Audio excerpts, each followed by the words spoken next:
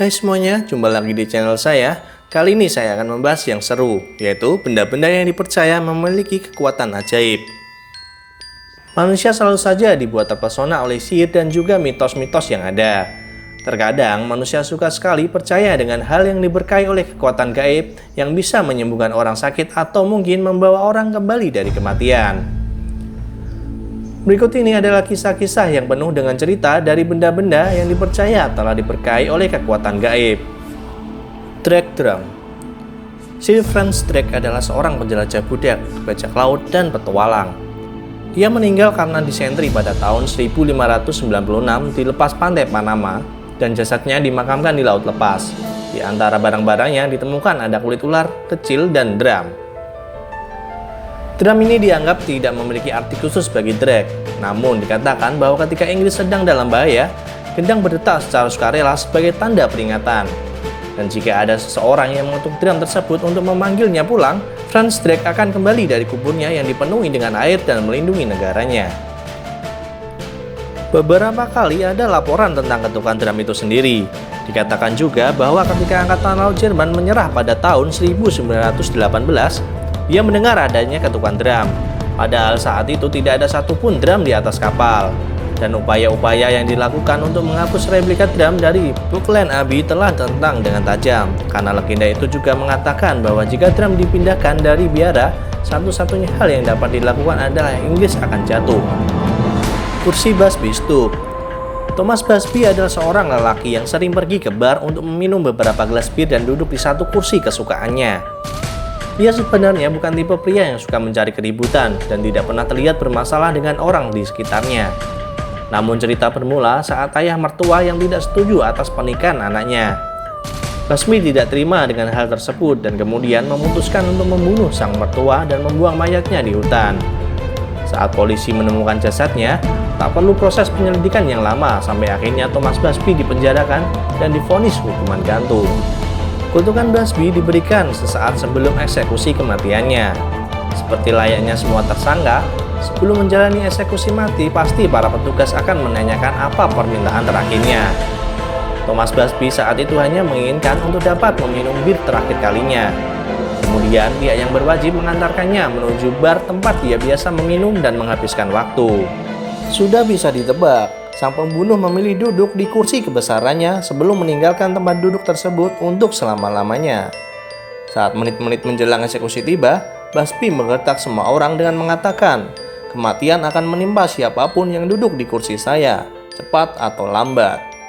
Kemudian pada tahun 1978, pemilik bar yang peduli dengan keselamatan dan kenyamanan tamunya menyumbangkan kursi tersebut ke sebuah museum setempat dengan catatan, tidak ada seorang pun yang boleh duduk di sana.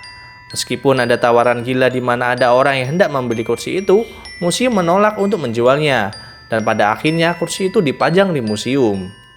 Cawan Nanteos. Cawan Nanteos bagi sebagian besar orang dianggap sebagai sebuah cawan suci, berbentuk seperti cangkir kayu. Awalnya cawan Nanteos disimpan di Strata Florida Abbey di Wales. Cawan tersebut saat ini dipajang secara permanen di Perpustakaan Nasional Wales. Banyak orang yang meyakini bahwa cawan itu memiliki kekuatan yang dapat menyembuhkan penyakit. Kondisi cangkir sendiri sudah buruk karena kebiasaan dipinjamkan kepada orang-orang yang sakit. Untuk meminjam cawan Nanteos tidak dikenakan biaya sepeser pun. Tetapi, peminjam diharuskan untuk meninggalkan properti mereka yang paling berharga sebagai jaminan mereka agar tidak membawa kabur barang tersebut.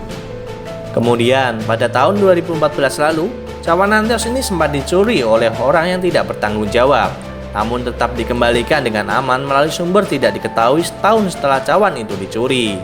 Tidak diketahui pasti apakah para pencuri ini mengambil cawan itu untuk sifat gaibnya atau ada hal yang lain. Crystal of John Dee. John Dee merupakan seorang penasehat dari Ratu Elizabeth I dalam bidang astrologi dan sains.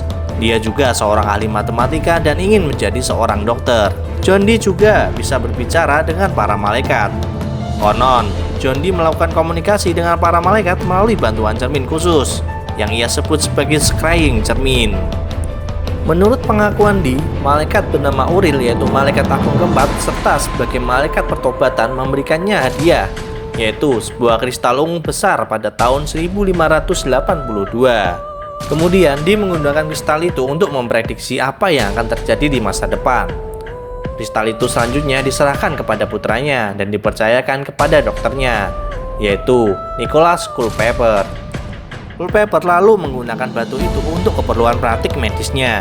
Dia mengklaim bahwa kristal itu dapat menyembuhkan pasiennya. Namun, Culpeper mulai berhenti menggunakan batu itu dalam praktik medisnya dikarenakan muncul roh iblis darinya. Lalu, kristal itu pada akhirnya dibeli oleh Wellcome Trust di tahun 1937 dan tetap dalam koleksi mereka. Dan tidak diketahui secara pasti apakah mereka menemukan manfaat serta kekuatan magis dari benda tersebut. Safir Ungu Delhi. Safir Ungu Delhi merupakan salah satu objek misterius selanjutnya.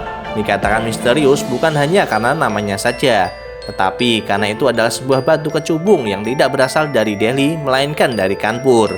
Batu itu kemudian disumbangkan kepada Museum Sejarah Alam yang terletak di London pada tahun 1944 oleh Putri Edward Heron Allen dan dikemas dalam 7 kotak. Ketika kotak batu terakhir dibuka, ada sebuah catatan di dalamnya. Catatan itu ditulis oleh Edward, di mana catatan itu ditunjukkan kepada pembaca dan isinya adalah mengenai soal batu itu yang katanya sangat terkutuk. Dia mengklaim bahwa batu itu telah dijarah dari kuil Dewa Indra selama pengepungan Kanpur. Bagi siapa saja yang memiliki batu itu akan menyebabkan kematian serta kemalangan finansial bagi pemiliknya. Ellen mencoba untuk membuang batu itu, namun secara misterius batu itu kembali lagi padanya. Dan dari situlah dia merasa bahwa dia memiliki kewajiban untuk menyimpannya sampai mati. Dan dalam catatan itu diakhiri dengan caranya untuk membuang batu itu ke laut. Kebenaran tentang batu itu yang katanya memiliki kutukan masih menjadi perdebatan. Tapi sejak saat itu memang tidak ada siapapun yang memakai batu itu, meski batu itu masih berada di Museum Sejarah Alam. Nah, itu tadi beberapa benda yang dipercaya memiliki kekuatan magis bagi pemiliknya. Terima kasih sudah menonton dan sampai jumpa di next video.